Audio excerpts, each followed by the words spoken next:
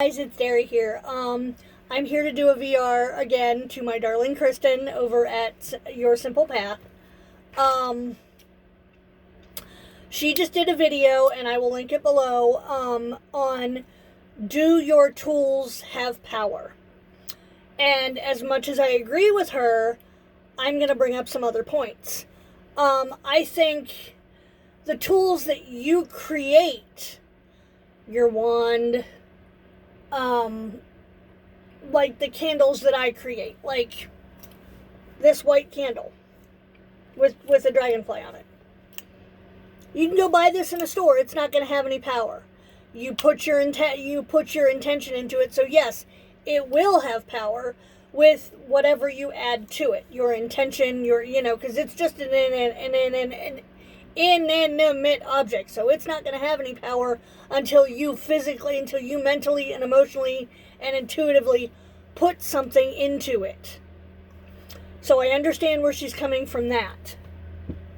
But in terms of your herbs, your crystals, and your candles, like some candles, like when you go out and buy a colored candle. Okay, say a red candle. It's just a red candle, right? Wrong. If you work with any kind of color magic, this candle right here has an intention. If you believe in color magic and you work with colors and you do whatever, this candle stands for something. This candle has a power built into it. And especially when you get candles like I have right here that are handmade. These are hand created. These are hand poured and hand created by a dear friend of mine.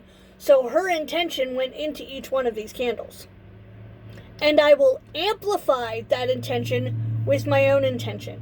Or if I add herbs, like this candle, it's red. So red stands for passion and fire, and that's the intention of this candle. That's what the color red means. Now I can amplify said power of candle by adding stuff to it. I can add my intention to it. I can add herbs or crystals that are meant for power, for passion, for fire, for things like that. Same thing with your herbs. As you see, I have a bunch of them back here. I have several hundred herbs back there. These herbs, this is St. John's wort. This herb is already programmed from the seed to heal you from the inside out.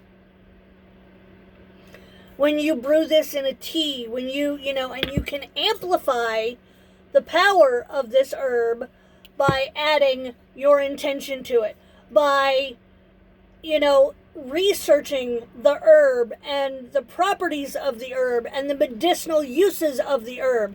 Same thing with your crystals. Same thing with any crystal you have. Labradorite, which is my all-time go-to, hands down favorite crystal. Oh, look at that flash. Look at that flash! That's already molecularly programmed to heal you on a molecular level when it is created. Hence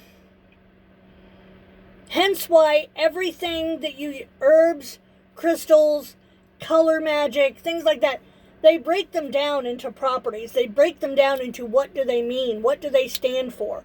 What are the properties of said crystal? What are the properties of said herb? And the various ways that you can use said crystals, herbs, candles, whatever. I hope that made sense. But yes, most of the tools that you have are literally just, until you power them with your intention, they're not going to do anything. Like this rock that I created. It's a flat rock. It's literally, I found it at my mother-in-law's pond, and I brought it home. Now, when I painted it with an intention, but the paints had stuff in them. The paints had my moon water in them, and they had crystals in them. So the paint was already programmed. But paint, same thing. It's an inanimate object until you put your intention to it. And you can put your intention into anything and make it a magical thing. So, at least that's my take on it. That's the way that I was taught or explained things to.